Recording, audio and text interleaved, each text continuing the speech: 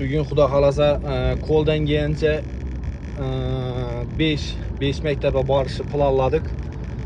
Albatta bu narsamiz bitiruvchilar uchun bo'ladi. 2026-yilning bitiruvchilari uchun Xudo xolasa kimlardir biladi, kimlardir bilmaydi. Shu 11-sonli maktabning oldida telefon do'konimiz bor. Qo'ldan kelgancha hamma narsani, qo'ldan kelgancha bor vaziyat, iloji boricha bugun bitiruvchilar borsa, qo'ldan kelgancha do'konimizda bor narsalarni skidga aytib, arzon aytib beramiz.